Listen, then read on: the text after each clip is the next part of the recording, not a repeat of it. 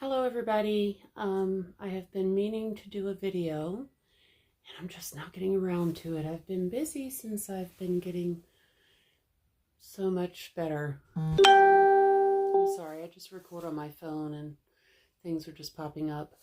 And I just wanted to do a video to say a few things. Thank you for all of your prayers and your wonderful words and your positive energy and all of your support, and for all of you who have commented. You have been in my prayers as well.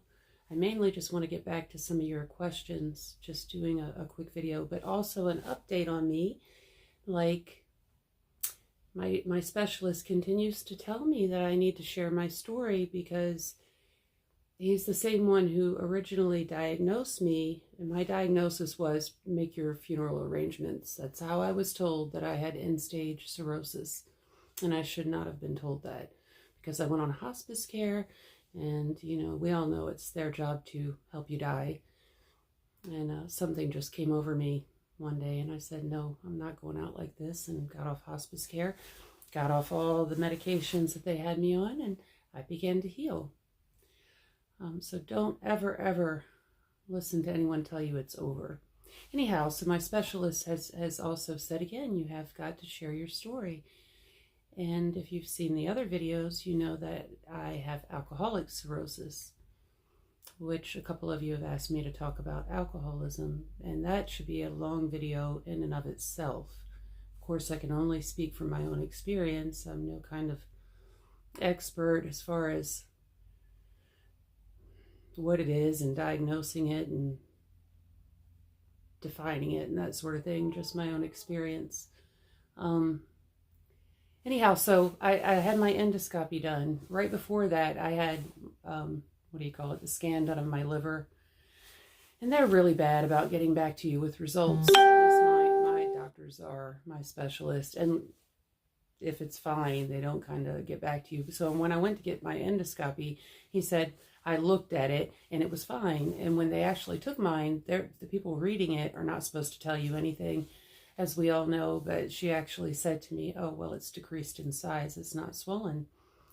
Decreased in size can be good or bad. It's good that it's not swollen, but you do have to be careful about it your liver decreasing in size, because if it is really decreasing in size, it's because of scar tissue. And as we all know, scar tissue tightens and constricts and gets tougher and shrinks.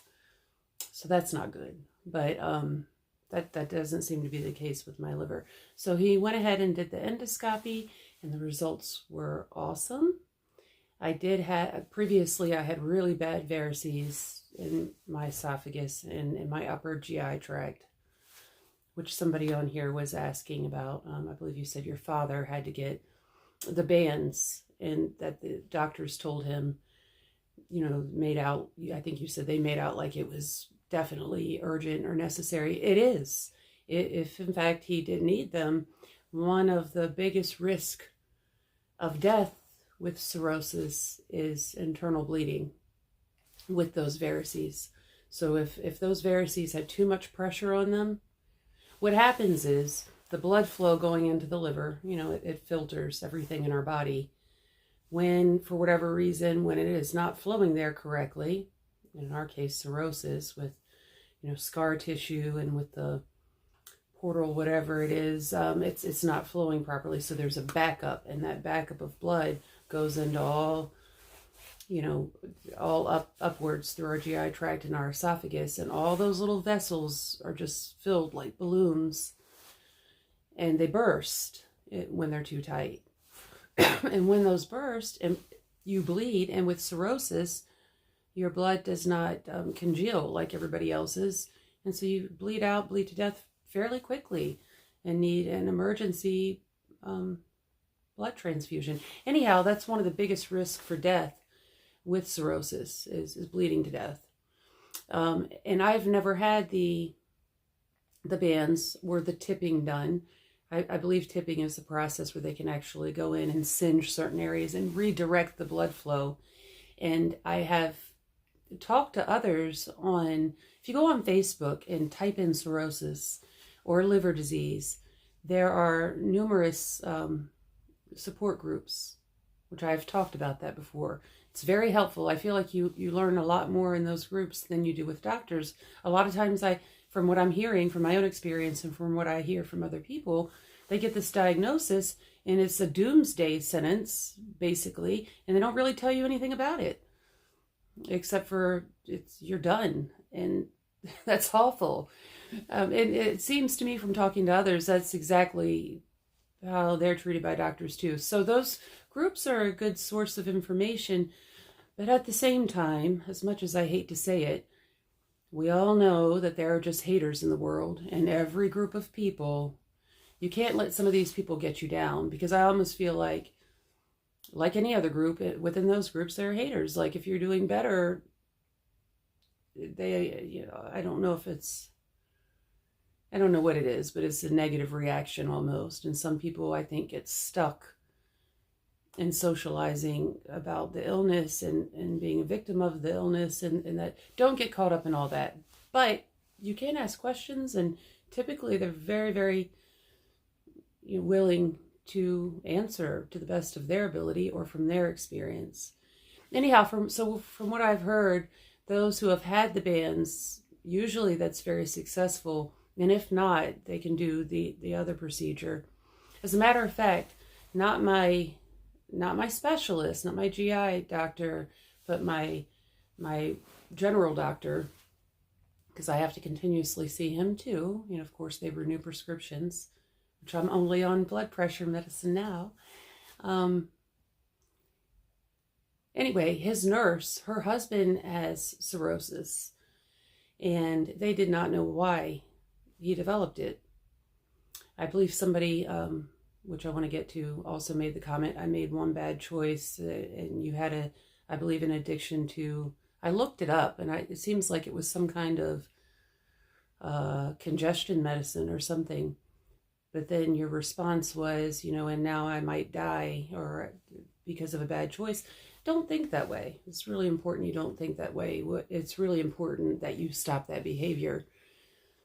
And you said that you had, and I'm so proud of you. That's the other thing. I'm so happy for all of you who are not drinking, who are, whatever your cause was, whether it was your diet or drinking or taking pills, which kills your liver and kidneys. Congratulations to all of you who have stopped doing that. Life is just going to get so much better. And it takes a long time. I once heard a long time ago that Dr. Phil said, with any kind of addiction, it takes at least a year. And back when I was drinking, I thought, that's not true. It doesn't take a year. I could quit drinking. It is true. I don't feel the same today as I did, not even close to as I did just a month or two after completely not drinking. It takes a long time for the mental change to happen. Because for a long time I was mad, that I couldn't even have a drink like a normal person. But that goes away. It takes a while though. Which I'm going to make another video since it was requested of me, specifically talking about my experience with alcoholism. And I've never had any other addiction except for cigarette smoking. I'm going to do another whole video of that, and my heart goes out to anybody, goes out to and with anybody with any type of an addiction. You have to remember, nobody goes to bed at night and says, I want to be an addict, and wake up that way. That's not how it goes down. That doesn't happen that way. Anyhow, so with my endoscopy, the varices that they were so concerned about, that were going to rupture, that put me on 2 blood pressure medications to keep that blood pressure low, are almost completely gone, barely visible, which is pretty amazing, which is why he again said, you just have to keep telling your story. To the person who was getting off of the medication, and you were asking about sleeping, from my experience, with alcohol, but also after being on hospice care, hospice had me on crazy medications like they do everybody on hospice care. They just dope you up and watch the clock for you to die.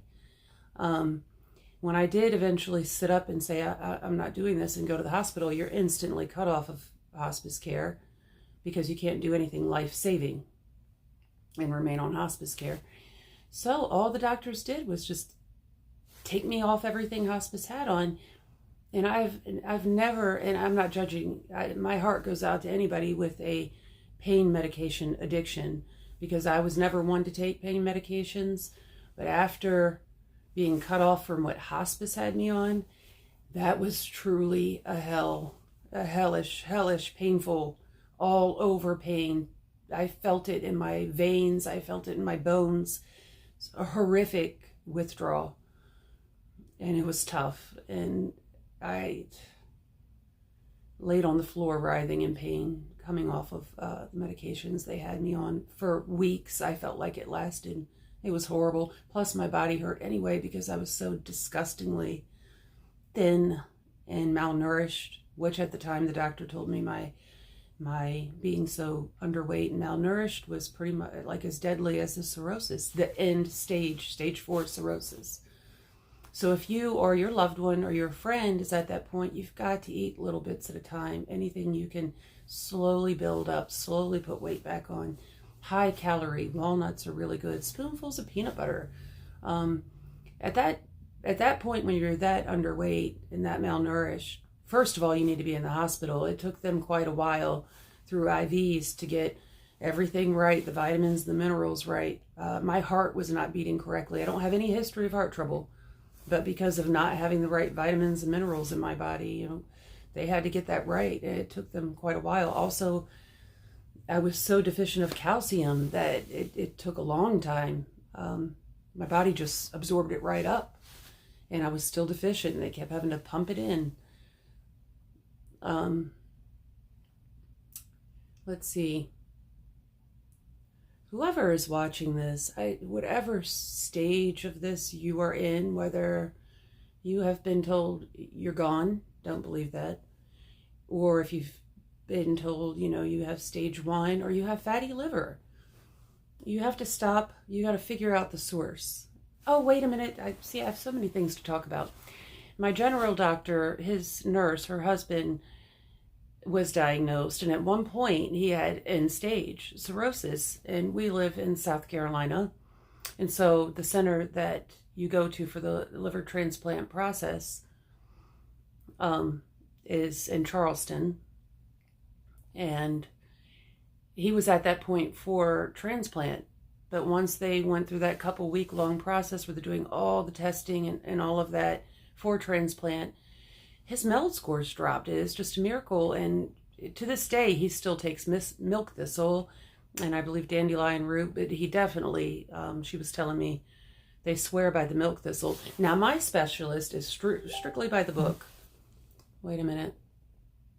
I had something just pop up, I'm sorry, on my phone. I don't edit these videos. I'm not savvy like that, and I just never taken the time to do it. So I'm just recording on my phone and messages pop up. So anyway, my specialist is like, don't waste your money on all that. Talk to other people, and they're going to tell you, yes, take milk thistle. And you know what I swear by if you've watched the other videos. I definitely take milk thistle. I have to take calcium. Also vitamin K, which you're also at risk of liver cancer with cirrhosis. So do your research on the vitamin Ks, which are cancer fighters.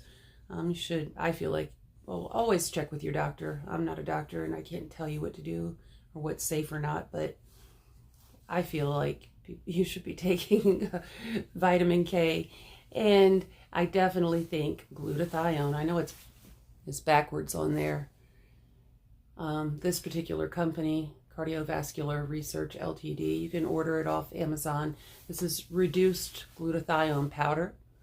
I really don't think you could take too much. It's an extremely strong antioxidant.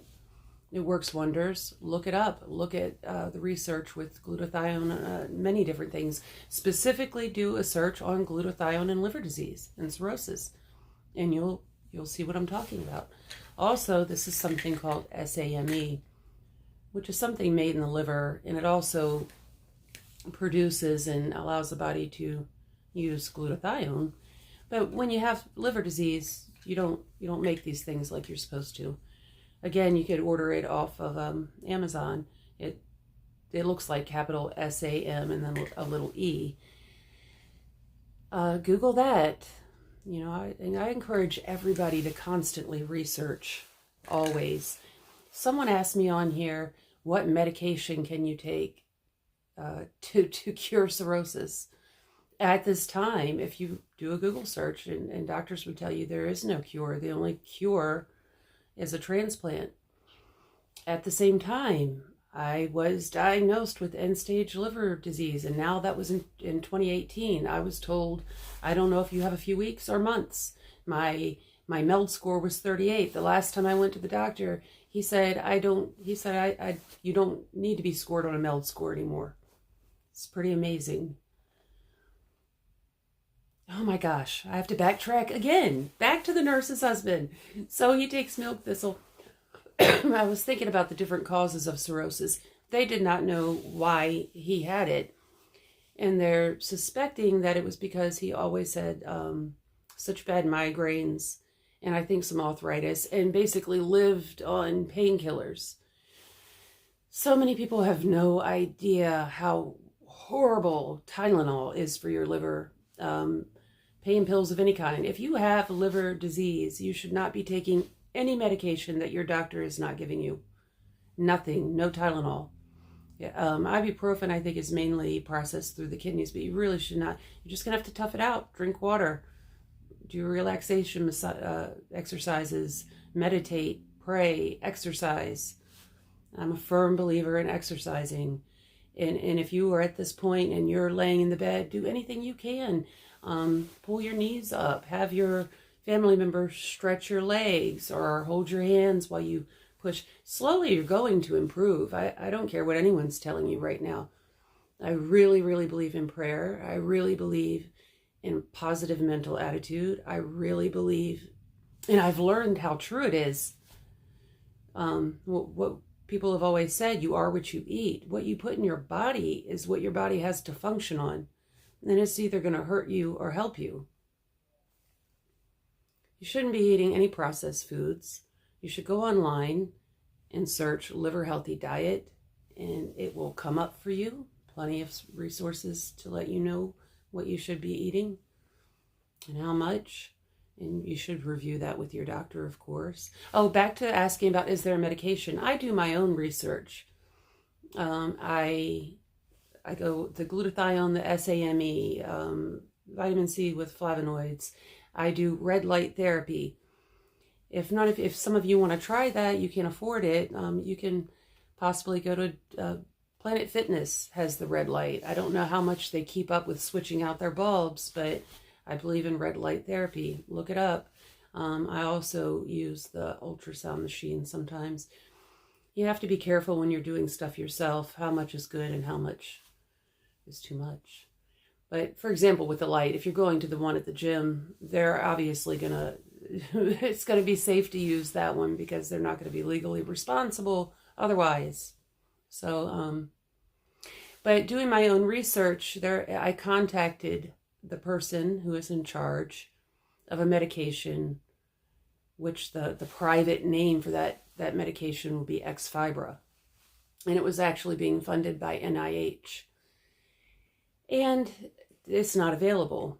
But if you look up the results on the tests that have been done on X-Fibra, not only, and they're lab animals and rats, not only does it stop scar tissue from building up more, but it actually reverses, which everybody says is not possible, but yes, it is possible to break up scar tissue and turn the tissue around. It actually reverses the scar tissue itself.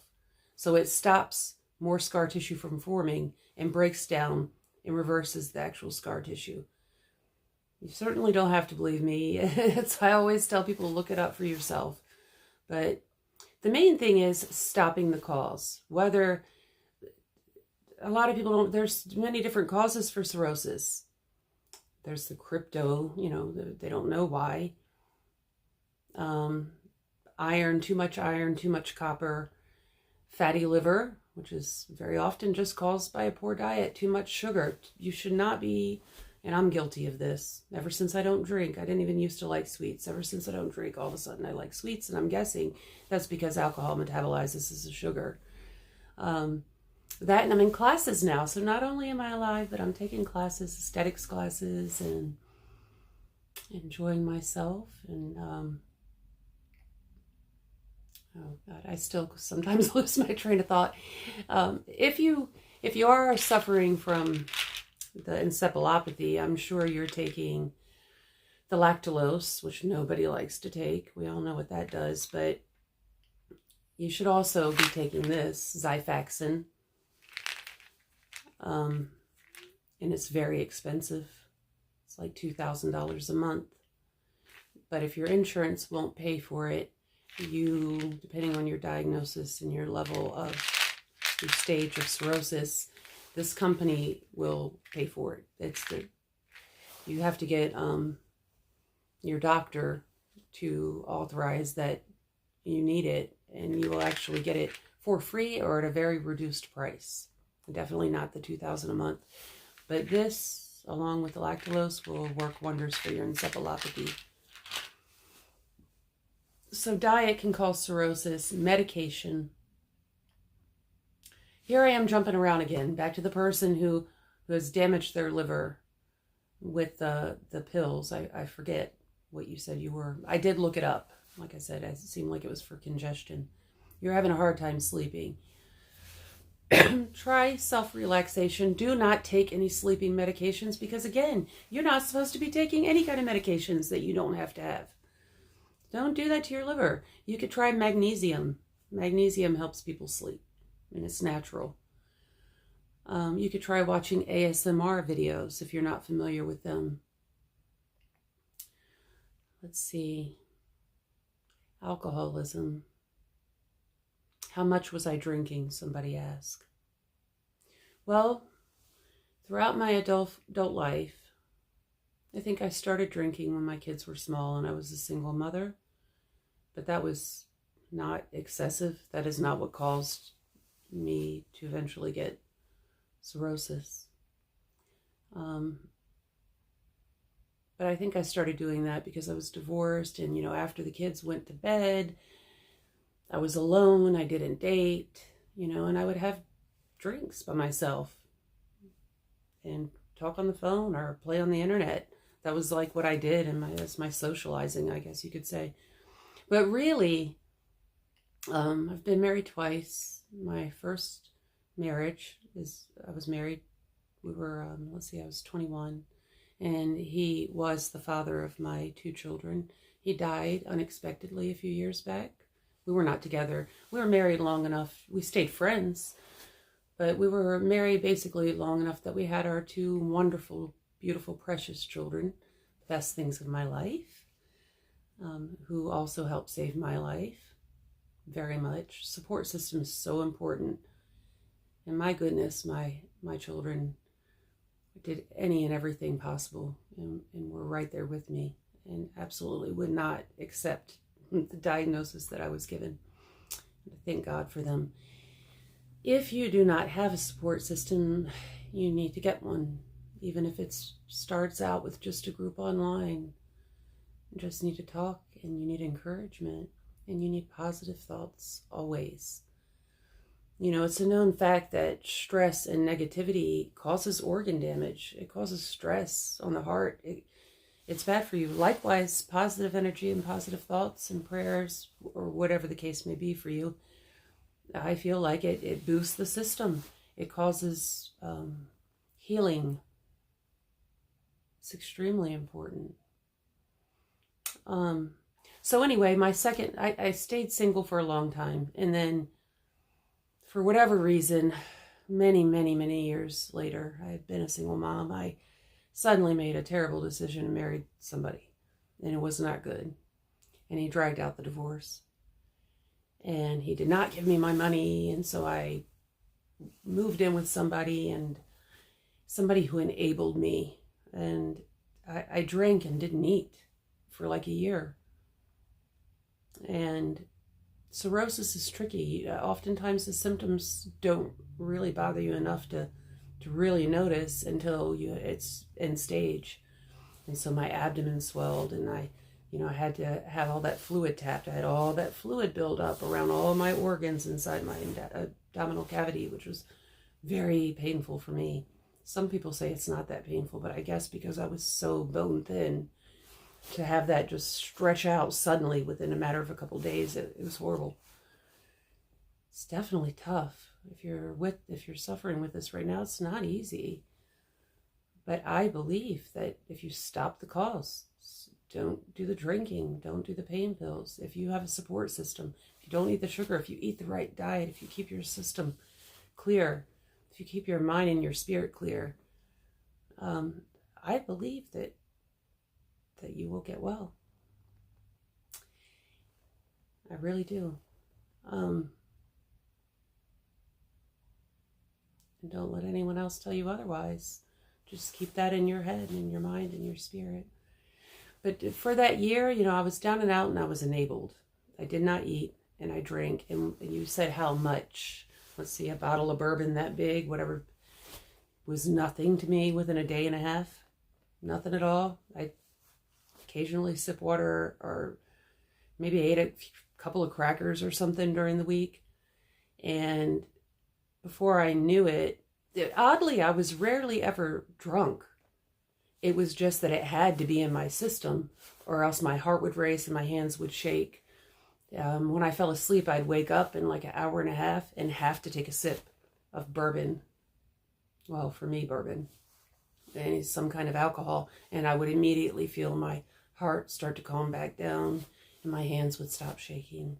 That's serious alcohol abuse, alcoholism. Don't think that you're safe just because you're not that bad. I mean, you don't want to abuse your body. Drinking alcohol is not going to kill people. Hardly anything will if you don't do it in excess. Although once you have liver disease, you cannot drink alcohol. You cannot take Tylenol. Get it out of your head. You don't need it either. I actually feel really awesome. I do want to do another whole video about alcoholism, because people think, oh, it'll be so lame and boring because you tie in alcohol with the music you like and laughter and cutting up and being silly. And you need to be associating it with all the times, and you have them, that you made really bad decisions and it's cost you things that are really important to you. And you can't get that stuff back. You can move forward. And I'm sure you have plenty of embarrassing times. Anyhow, I really enjoy being out and being the one with a bottle of water. And I love being the one that's always at the gym. And I like that feeling. And I'm glad to see that a lot more young people... I was sad to see that young people in their 20s are getting diagnosed with cirrhosis. But at the same time, I saw another thing that said young people are changing the bar scene because they're going out and drinking water and fruit drinks and other things besides getting drunk to meet people. It's really a crutch. Nobody should have to get drunk or otherwise alter their mental state just to feel comfortable enough to meet somebody. Or if you're out to pick somebody up, do you really need that? Or are you good enough on your own? And you kind of have to take your mind back and remember how much fun you had when you were young before you ever had that addiction, that habit. I'm sure when you were young and you went on vacation and you were at the beach and you were like having a good time and you wanted to go out on the beach and meet people and you played around and alcohol or anything else wasn't even involved and you were having the time of your life. There's no reason why you can't feel exactly like that now. I love doing exciting things. I love meeting people everywhere I go. If I had the money, I'd be traveling. I love going to school. I love meeting people and traveling. I love working out. I love anything. I've started golfing. I've always loved sports. I know that's not for everybody. Maybe you don't like sports at all. But the person I'm dating likes to golf. He was a football player his whole life, but We're both 43, so now I golfs. And golf never really especially appealed to me, but you know what? It's difficult. And I like the challenge of it. And I'm grateful that I can stand up and do it. I'm grateful every single day. I really, really love being alive. And I want you to love being alive. And hold on to it and make it better and better and better, regardless of where you're at right now. For those of you who lost someone close to you, I'm so sorry. And when I read this, I pray for you. And I know that anybody watching this video or anyone in a similar situation, I know that their heart, like my heart, is with you. And I pray for your comfort and healing, your comfort. I believe in God. I pray for God to give you comfort and strength and joy in your life in a way that only God can. I would also tell you to share your story, because I believe one of you asked me, how did your loved ones cope? And you said, I'm glad that you didn't pass away, talking about me, and I am too. And I'm sorry that your loved one did. I hate that. Life is too short. I was going to have my child come speak with me on this video, maybe on I have two kids, ages 21, going to be 22 in March, and 18, going to be 19 in May. And I would like them to do videos to talk about their experience. They were so important in my healing and continue to be. But it was tough for them. And as the person with the sickness, the hardest part, really, is watching your loved ones watch you. So,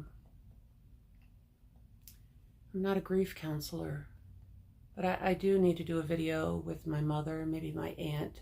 When my aunt heard my diagnosis, I live in South Carolina, I'm from Maryland, and my aunt got in her car and drove from Annapolis to Spartanburg, South Carolina, to be with me immediately. I have a wonderful family and wonderful friends.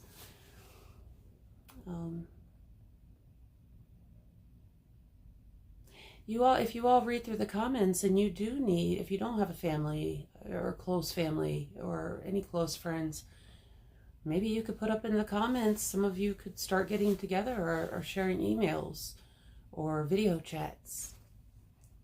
Anything that any one of us can do to help each other is what it's all about, in my opinion. I think that's what life is all about, that and cherishing it. I'm trying to think. I have rambled in this video. I should have taken notes. My eldest daughter, who has moved out to Los Angeles, I got to go visit her and spend a few weeks with her over the summer, or the end of the summer. I really enjoyed that. I'm an East Coast person, but I really enjoyed being with her, of course, but experiencing LA for a few weeks, and I intend to go back soon and visit. What was I going to say? Shoot. Oh, she has offered to. She said, Mama, do some videos and I'll edit them for you. I don't have like the software, and I know YouTube has a thing where you can edit, and I just have never messed with it. I need to. Anyways, I think that amongst all this rambling, I think I covered the questions that I felt really bad that I hadn't responded to. What's really important to me is anybody specifically who's just been told they themselves or their loved one or someone close to them has been given this diagnosis, and it's overwhelming. I really want to reach out to you with everything that I say, but also for those of you who are healing, I hope. I would say fighting, and I guess it is fighting, but I like the concept of constantly healing in whatever way.